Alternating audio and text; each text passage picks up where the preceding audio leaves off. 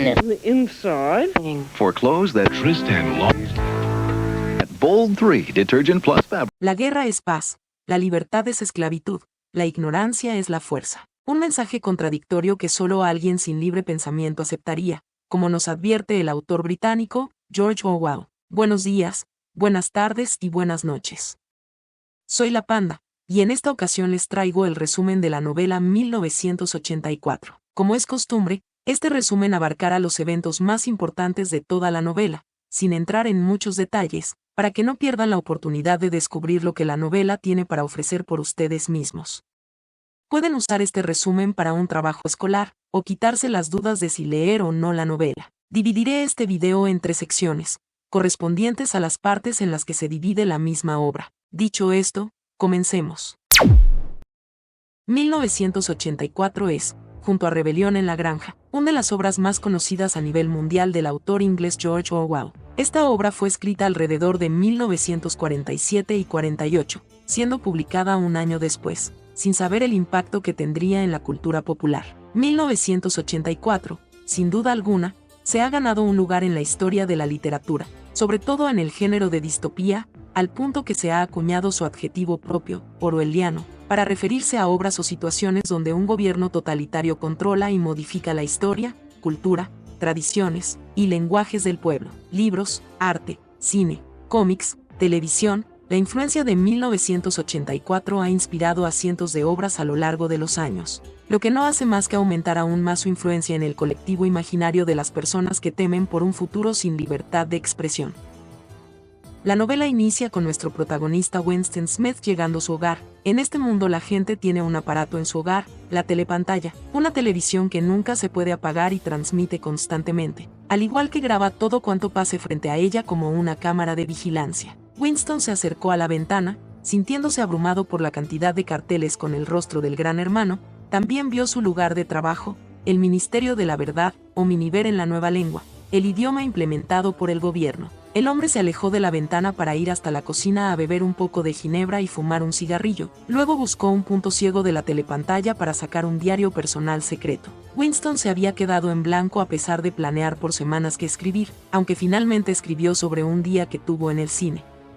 Sin embargo, el hombre entonces recuerda lo que le llevó a escribir su diario, algo en su trabajo durante la mañana. Mientras se preparaba para algo llamado los 2 minutos de odio, se sintió atraído por una de las trabajadoras la cual conocía solo por vista, pero lo más importante para el hombre era otro trabajador, llamado O'Brien, al cual tenía cierta admiración. Mientras todos los trabajadores estaban frente a una gigantesca pantalla, inició un cortometraje con el rostro de un enemigo público llamado Emmanuel Goldstein, junto a demás fotogramas de la guerra. Al cabo de pocos segundos la gente iba perdiendo el control y enfureciéndose a su modo. Para cuando ya pasaba el primer minuto todos estallaban en una rabia ciega. Winston aclara que es casi imposible no participar de aquel acto e incluso revela cómo trasladaba su odio a otras cosas como la trabajadora que no conocía, afirmando que tenía un gran deseo de sodomizarla y violarla. Casi al final del cortometraje apareció la imagen del Gran Hermano, algo que calmaba al instante a las personas y los hacía terminar los 2 minutos con un coro de devoción hacia su imagen.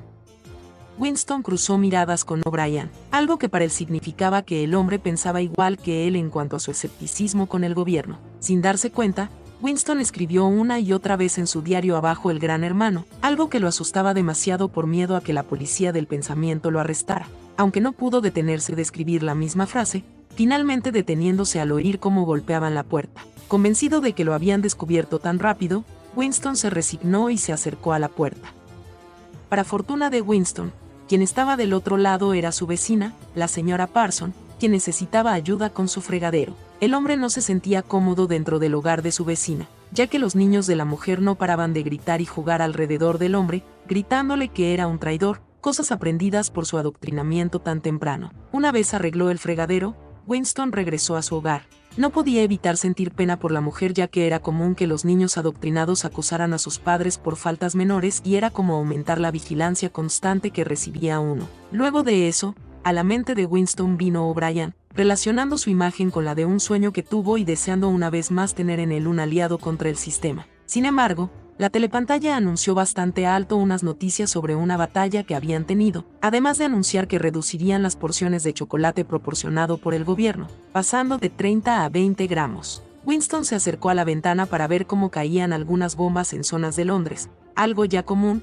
También miró el Ministerio de la Verdad, a donde tendría que ir a trabajar dentro de poco. Antes de marcharse, volvió a escribir en su diario, se aseguró de limpiarse cualquier mancha de tinta y salió de su hogar. Otro día, Winston tuvo un sueño con su madre y hermana pequeña. Tenía cierto remordimiento por el amor que le mostraba su madre, pero él siendo pequeño era demasiado egoísta para corresponderle. Fue entonces que sonó la alarma de la telepantalla. Mientras realizaba unos ejercicios obligatorios, Winston pensó en su infancia, siendo incapaz de recordar cuando el mundo no estuvo en guerra. Además de que no paraba de encontrar contradicciones en las declaraciones que daba el gobierno sobre el estado de la guerra, cambiando alianzas y riñas entre Oceanía, Eurasia y Estasia. Tampoco lograba encontrar la fecha exacta de cuando empezaban los partidos políticos que dominaron. Todo se debía al gran control sobre los registros históricos y sus constantes modificaciones, al punto que la gente simplemente lo aceptaba. En su trabajo, Winston tenía la tarea de actuar como intermediario entre quienes encontraban supuestos errores en las noticias, y entre los que daban las noticias. Día a día, se dedicaba a corregir o inventarse cifras sobre la producción de manos de obra, o también cambiar cosas como que la ración de chocolate en lugar de reducirse de 30 gramos a 20 gramos se aumentaba de 10 gramos a 20 gramos. Winston apartó un poco la mirada de la máquina que usaba para su trabajo, mirando a todos los demás trabajadores en los cubículos. Todos y cada uno cumplía una tarea similar, el cambiar la información que recibía el pueblo. Aunque este trabajo no le agradaba, a veces le gustaba ciertos desafíos que le daban, como cambiar y borrar por completo a personas de la historia para reemplazarlos por gente que no existía, ingeniándoselas para engrandecer su imagen de forma creíble para el pueblo. En la hora de la comida, Winston se encontró con un compañero de trabajo, Syme, quien se dedicaba a redactar el nuevo diccionario de la nueva lengua.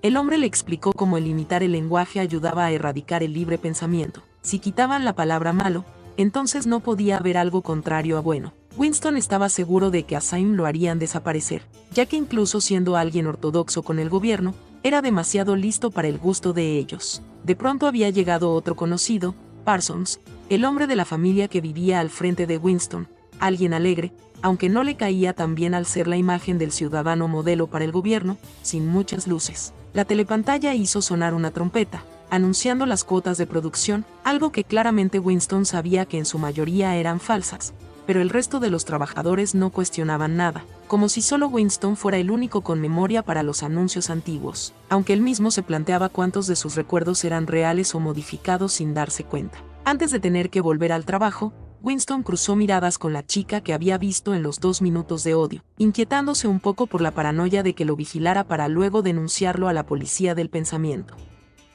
En uno de sus tiempos libres, Winston intentaba escribir un viejo recuerdo en su diario, aunque esto le causaba una gran pena mental y física.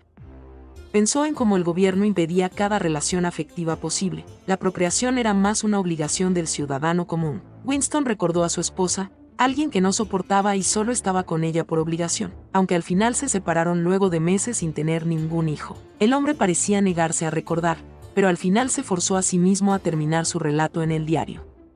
Cuando era más joven, la frustración sexual de Winston lo hizo ir a los barrios más bajos en busca de una prostituta, siendo la única disponible una mujer mayor de 50 años, algo que aún lo avergüenza años después. Continuando con su escritura, Winston pensó que la única esperanza de derrocar a aquel gobierno recaía en la prole, solo que no se daban cuenta del poder que poseían, en si vivían fuera del ojo del gran hermano, ya que no eran más que mano de obra barata para enviar a las minas o las fábricas. No tenían muchas prohibiciones y la policía local los pasaba por alto. Frustrado por no recordar el pasado, Winston abrió un libro de historia juvenil, pero él cuestionaba todo lo que leía, no creía en cómo aseguraban de que el mundo era peor antes. Intentó recordar por él mismo los momentos de las primeras revoluciones, recordó cómo habían arrestado a 3 hombres importantes, que supuestamente el gran hermano liberó tiempo después. Winston recordaba haberlos visto en una cafetería luego de haber sido liberados, sentados juntos, pero con la gente evitándolos como parias, jugando al ajedrez. También recordó cómo los habían vuelto a apresar y ejecutar. Winston tuvo que modificar las noticias, dándose cuenta de incongruencias en las acusaciones. Winston sentía miedo del poder de que alcanzaría el gran hermano, se aferró a la imagen de O'Brien como su único aliado en aquel mundo. Según Winston, la verdadera libertad está en poder decir que 2 más 2 es 4. Volviendo del trabajo, Winston se desvió de su camino habitual para explorar la ciudad de Londres, llegando a los barrios bajos donde vio en primera mano la caída de una bomba aérea. Huyendo del lugar, el hombre vio a lo lejos a un anciano que parecía haber vivido antes de la guerra, por su interés para saber cómo era el mundo antes del régimen.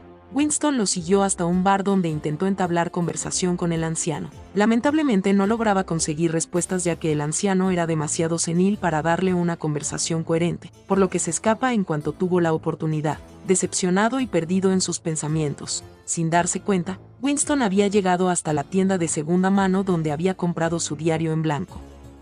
Por curiosidad volvió a entrar, encontrándose con el dueño, otro anciano, pero más lucido. Allí dentro el hombre se compró una baratija de un tiempo antes del régimen. El dueño de la tienda le indicó que tenía más antigüedades en el piso de arriba, en la habitación del segundo piso. Winston no pudo evitar sentir cierto asombro por la existencia de un lugar tan diferente a lo que acostumbraba. Winston no pudo sentir más que admiración y asombro con cada objeto de la habitación, incluso pensó en alquilar la habitación. Completamente encantado, no dudó en volver en aquel lugar en el futuro. Sin embargo, cuando estaba saliendo, se cruzó de nuevo a la compañera de trabajo. Preso del pánico, Winston salió corriendo en la dirección contraria por la que iba la chica, completamente paranoico por la posibilidad de ser delatado. Su desesperación era tal que hasta incluso pensó interceptar a la chica para matarla con un golpe en la cabeza, pero terminó descartando la idea y regresó a su hogar. Winston no era capaz de tranquilizarse. Pensó en suicidarse antes de que lo capturara la policía del pensamiento, luego intentó pensar en O'Brien para calmarse, pero su imagen era reemplazada por el Gran Hermano quien le recordó las palabras que regían a su país. La guerra es paz, la libertad es esclavitud, la ignorancia es la fuerza.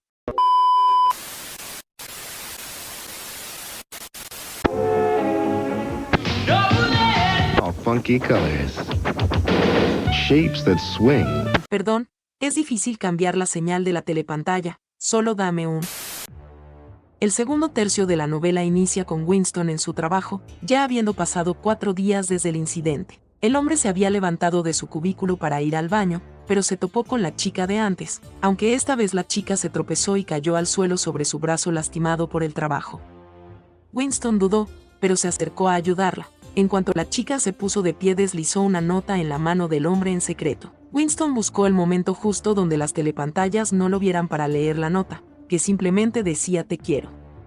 Algo que dejó pasmado al hombre y le impidió pensar con claridad todo el día. Finalmente, cuando había llegado a su casa, se decidió por intentar hablar con la chica, aunque necesitaba encontrar el momento oportuno para no levantar sospechas. Transcurrió una semana entera en la que intentó encontrar la oportunidad de sentarse junto a la chica durante la hora del almuerzo en el trabajo, siempre con algún inconveniente, hasta que finalmente pudieron sentarse en la misma mesa. Ambos acordaron encontrarse en la Plaza de la Victoria para luego ir hasta otro lugar. Winston llegó un poco antes, pero no tardó en dar con la chica. Ambos aprovecharon que se estaba formando una gran multitud a lo lejos, mientras el pueblo miraba cómo llegaban camiones con prisioneros de Eurasia. La joven le dio indicaciones a Winston de un lugar donde podrían reunirse el próximo domingo. Winston tomó un tren que se dirigía a los bosques de Londres. Desviándose un poco del camino, el hombre se encontró con la joven, quien lo guió hasta un pequeño claro en la arboleda donde no parecía haber ningún dispositivo capaz de monitorearlos. Winston se sentía un poco inseguro debido a la diferencia de edad, aunque a Julia, como se llamaba la chica, no le importaba mucho. Julia le contó al hombre como si ideología era fingir ser aliada del partido en público para no levantar sospechas de las cosas que hacía a escondidas. Ambos continúan caminando hasta un prado, donde se sientan bajo la sombra de un árbol a escuchar cómo cantaba un zorzal. Durante ese momento, ambos terminaron besándose. Poco después regresaron al claro, donde ambos estaban listos para tener relaciones. Después de aquello, Winston fue el primero en despertarse, admirando más de cerca la belleza de Julia y pensando que aquel acto de rebeldía contra los ideales antisexo del gobierno era igual que ganar una batalla política. La relación de Winston y Julia se fue desarrollando lentamente. Debido a sus trabajos, pocas veces podían juntarse, además de siempre tener que estar con la guardia alta para evitar sospechas. Lograban ingeniárselas para encontrarse en lugares públicos de los barrios bajos para tener breves charlas. De vez en cuando lograban reunirse en su escondite.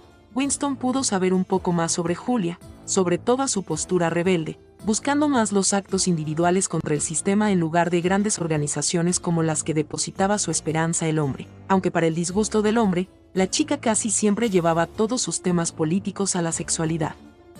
Julia estaba convencida de que la represión sexual era una forma de causar histeria en las personas, y eso se transformaba en una adoración belicosa al partido. Eventualmente surgió el tema del matrimonio, aunque rápidamente lo descartaron porque técnicamente Winston seguía casado. Fue entonces que recordó una vez que de paseo con su exesposa miraron unas flores al borde de un barranco. Julia afirmó que la hubiera empujado, y Winston dijo que siendo el hombre de ahora sí lo hubiera hecho, pero en aquel entonces no tenía las agallas.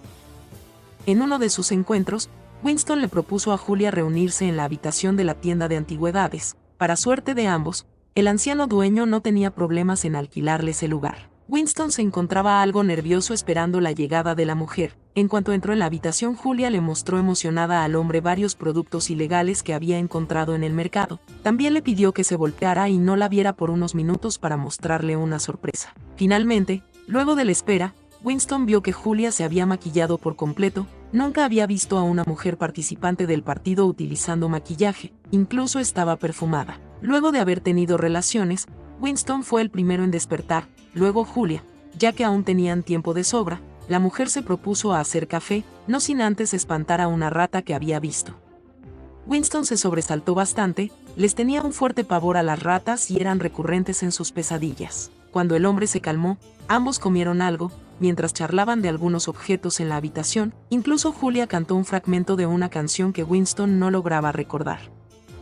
Otro día, Winston se dio cuenta de que su compañero Sam, quien estaba creando el diccionario de la nueva lengua, había desaparecido. No tardó mucho en darse cuenta de que lo habían desaparecido como él había predicho. Durante aquella semana, todo el país estaba preparándose para celebrar algo llamado la Semana de Odio. Los preparativos para las actividades y la abrumadora propaganda abarrotaron todos los ministerios con trabajo, aunque eso no les impedía a Winston y Julia reunirse en la habitación de la tienda. Winston reflexionó un poco sobre él, como la vida ya no le parecía tan mala y notaba una mejora en su salud. A pesar de saber que su relación con Julia no duraría para siempre, le era imposible no querer compartir una vida pública sin temor a que los desaparecieran a ambos. Incluso a veces ambos planeaban cómo cambiar de identidades para vivir entre el proletariado o suicidarse juntos si la situación lo requería. Pero Winston también tenía unos choques ideológicos con Julia, ya que mientras él tenía una visión más revolucionaria, queriendo un cambio directo y preocupado por las futuras generaciones, ella aceptaba que no se podía cambiar nada y lo mejor era ser rebeldes a pequeña escala sin preocuparse mucho por el futuro. Winston describió a Julia como una revolucionaria de la cintura para abajo. Tiempo después, para el gran placer de Winston, el mismísimo O'Brien lo había parado en uno de los corredores del trabajo para hablar con él. Elogió uno de sus trabajos modificando las noticias y le propuso entregarle una copia de la 10ª edición del nuevo diccionario con la nueva lengua. Winston sabía que en realidad era toda una fachada para contactarse con él y poder verlo en su casa. El hombre no podía estar más emocionado. Posiblemente tenía la oportunidad de contactarse con el grupo revolucionario conocido como la Hermandad. Entre la semana, durante una tarde, Winston se despertó agitado de un sueño que estaba teniendo. Era sobre su infancia y su madre. El hombre le contó a Julia el tipo de persona que era de niño durante los tiempos de guerra. Alguien bastante egoísta y violento tanto con su madre como con hermana. Se robaba la poca comida que tenían y agredía a su madre para ser él el único que comiera en el hogar. Luego de robarle un trozo de chocolate a su hermana, que apenas tenía unos 3 años, huyó de casa por horas. Para cuando regresó, tanto su madre como su hermana habían desaparecido, pero poco le importó a Winston. Incluso Julia le comentó que sí era bastante malagradecido de pequeño. Todo el sueño había sido causado por unas imágenes que había visto Winston de unos refugiados siendo fusilados. Algo que lo hizo reflexionar sobre las emociones reprimidas y cómo solo la prole tenía esa cierta libertad sobre ellas. Winston tenía cierto miedo a que cuando descubrieran su relación con Julia, eventualmente lo llevarían al Ministerio del Amor para doblegarlo y cambiar sus emociones hacia ella, logrando así destruirlo por completo, ya que cuando no se es dueño de sus propias emociones es cuando ya se ha perdido toda pelea. Finalmente había llegado el día. Winston y Julia estaban en el hogar de O'Brien, en su oficina.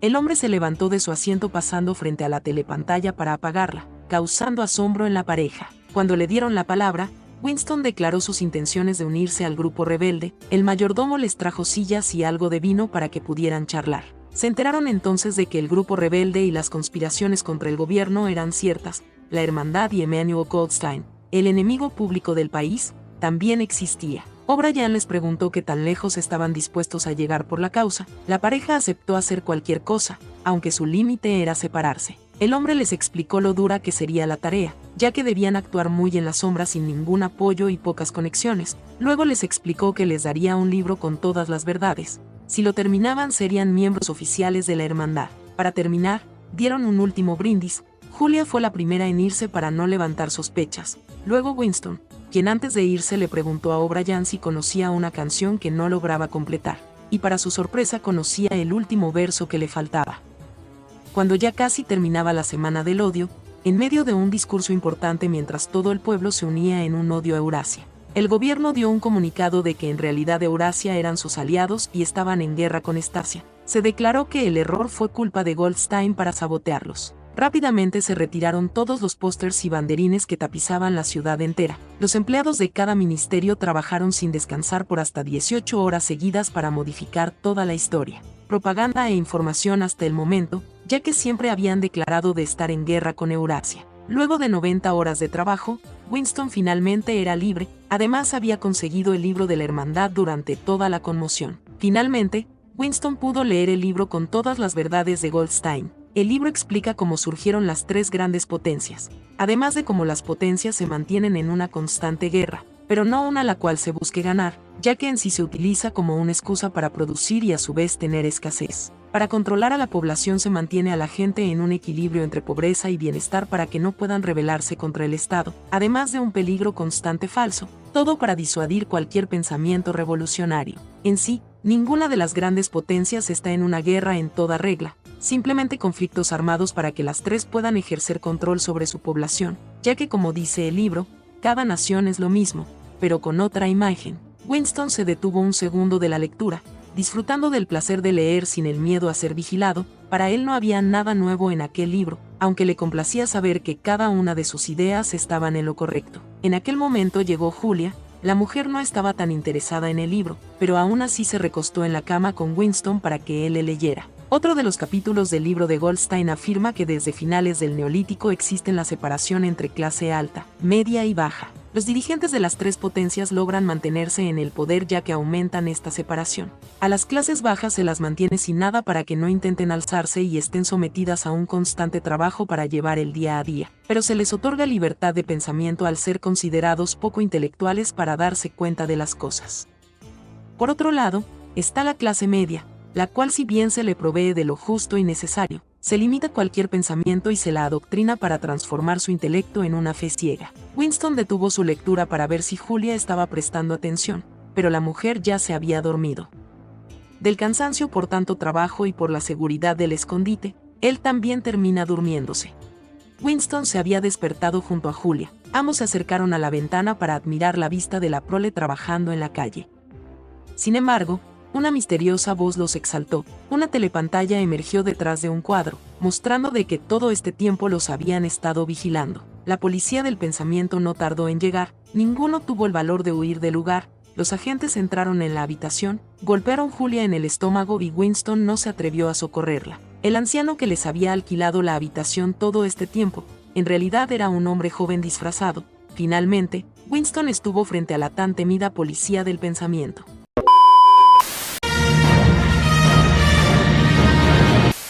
Mierda, creo que ya están rastreando mi señal, no creo que me quede mucho tiempo, déjame ver si puedo arreglar este cacharro.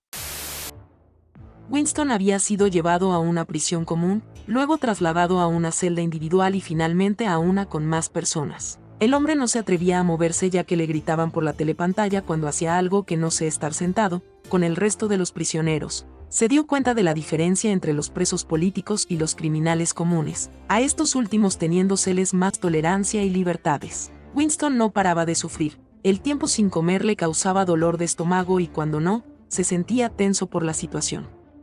Incluso dejó de pensar en Julia y su bienestar, admitió que no le importaba para nada y no la amaba, la única persona en la que pensaba era O'Brien, sin perder la esperanza de que lo ayudaría de alguna forma. De pronto Winston vio que entró uno de sus compañeros de trabajo a la celda comunitaria. Enterándose de que lo habían arrestado por escribir un poema para un libro y poner Dios al final ya que no sabía cómo rimar una frase terminada en dos. Luego de un rato se llevaron al hombre a la habitación 101, a donde se llevaban a todos eventualmente. Luego de un tiempo entró otro compañero de Winston, Parson, quien había murmurado abajo el Gran Hermano entre sueños y fue denunciado por su hija pequeña. También fue llevado eventualmente a la habitación 101. Los prisioneros entraban y salían. Uno de ellos quiso compartir un trozo de pan mohoso con uno de los presos y fue apalizado por los guardias. Luego llamaron a otro para ir a la habitación 101, pero este suplicó que tuvieran piedad de él para no regresar a dicha habitación, pero finalmente fue noqueado y arrastrado fuera. Para sorpresa de Winston, O'Brien había entrado a la celda, pero no como un prisionero. Winston recibió un porrazo en el codo que lo dejó inmóvil en el suelo y finalmente se lo habían llevado. Winston había sido sometido a torturas e interrogatorios intensivos. Era constantemente apalizado hasta perder la conciencia y encerrado en una celda individual. Con el tiempo fueron reduciendo la brutalidad, pero ahora lo sometían a largos interrogatorios para que confesara cosas que no hacía. En un momento de su estancia, se había despertado sobre una camilla, completamente amaniatado y con O'Brien a su lado. Con un aparato, las ataduras de Winston se ajustaban a su cuerpo a tal punto que eran capaces de romperle los huesos. O'Brien usó la mitad de la potencia para demostrarle de lo que sería capaz de experimentar. Finalmente, inició otra sesión de tortura, pero en esta ocasión O'Brien tuvo una larga charla con Winston sobre sus creencias. A través de la tortura constante fue moldeando la forma de pensar del hombre. A pesar de que Winston intentó mantenerse firme, el dolor hizo que aceptara la ideología contradictoria del partido. En su diario había escrito que la libertad consistía en poder decir que 2 más 2 es 4. Pero O'Brien logró quebrarlo y hacerlo aceptar que, si el partido decía que daba 5, entonces era 5. Cuando ya estaba satisfecho con el inicio del adoctrinamiento, O'Brien liberó a Winston hasta la siguiente sesión, aunque le dio la libertad de preguntar algunas cosas. Winston preguntó si existía el hermano mayor, siendo este solo una figura del partido, si existía una hermandad, pero le dijeron que nunca lo sabría. Preguntó qué pasó con Julia y para sorpresa de nadie lo había entregado sin dudarlo. Finalmente, un médico le había dado un sedante que lo hizo caer inconsciente. En otro de los muchos interrogatorios que sufría Winston, O'Brien le explicó el proceso de su adoctrinamiento, dividiéndose en aprendizaje, comprensión y aceptación. Ya era momento de pasar a la comprensión, explicándole a Winston el porqué de las cosas. Contrario a su pensamiento de que el partido se justificaba en un bien mayor, O'Brien le dejó en claro de que ellos simplemente buscaban el poder, sin importarle el bienestar de terceros. Simplemente querían el control total de todo. Winston intentó refutar que no se podía controlar las leyes de la naturaleza, pero O'Brien lo contradijo de que la realidad depende de las personas y que el partido podría doblegarlas hasta cambiar la realidad de las masas. O'Brien pasó a explicarle cómo el sufrimiento en las personas era la mejor forma de controlarlos. Aunque Winston se negó a creerlo, ya que el constante sufrimiento solo destruiría a las personas, además de que eventualmente el partido caería por el espíritu humano. Fue entonces que O'Brien lo liberó de la camilla y lo hizo pararse frente a un espejo, obligándolo a desnudarse y mirar su reflejo. Por primera vez en un largo tiempo, Winston vio el decrépito estado en que se encontraba. Tanto su mente como su cuerpo se fueron deteriorando hasta ya no ser humanos. Winston había sido trasladado a una nueva celda. Con el pasar del tiempo lo alimentaron mejor y le dieron más libertades. Físicamente su estado fue mejorando, aunque mentalmente se había entregado por completo a la ideología del Gran Hermano, incluso teniendo la libertad de escribir en una pequeña pizarra. Simplemente escribió las verdades que le dijo O'Brien: la libertad es esclavitud, 2 y 2 son 5, Dios es poder. Mientras dormía, Winston soñó con Julia y una vida juntos siendo libres, incluso gritó su nombre en voz alta. El hombre se asustó de que eso convenciera al gobierno de que todavía seguía siendo un rebelde y volvieran a iniciar con la tortura. O'Brien había entrado a la habitación, preguntándole qué sentía por el Gran Hermano y Winston dijo que lo odiaba. Winston había sido llevado a la habitación 101, una sala donde se usaba los peores miedos de las personas para doblegarlos. En su caso, prepararon una trampa especial donde su cabeza fue metida en una jaula. Al otro extremo, conectada por un tubo, se hallaba una jaula con ratas. O'Brien fue liberando unas rendijas haciendo que los animales lentamente fueran acercándose al rostro del hombre. Cuando O'Brien estuvo a punto de quitar la última rendija, Winston gritó con desesperación de que torturaran a Julia en su lugar. Winston se encontraba en una cafetería, sentado solo en una mesa apartada, mientras la telepantalla pasaba unas noticias sobre una batalla que tenía Oceanía. El hombre recibió un tablero y un periódico por parte del mesero. De vez en cuando Winston desviaba la mirada hacia la pantalla para prestar atención a la noticia sobre el conflicto, imaginando qué tácticas usaría el partido para ganar la guerra y temiendo de que perdiera. Fue entonces que pensó en Julia. Se habían encontrado en la calle, sin temor, para hablar brevemente de lo ocurrido, dejando en claro de que ya no sentían amor el uno por el otro, aunque pensaron en reunirse otro día. También surgió un recuerdo en su mente, sobre uno de los pocos momentos felices que compartió con su madre, ya que por haberse portado bien, le compró un juego de la oca con el que pasaron una linda tarde. Aunque él creía que era un recuerdo falso, finalmente se dio un boletín especial en la telepantalla. Con una gran emoción y alegría, Winston vio que Oceanía había ganado el frente que estaba librando. Winston miró el cartel con el rostro del Gran Hermano, dándose cuenta de que, al final, todo había acabado bien. Se había vencido a sí mismo. Amaba al Gran Hermano.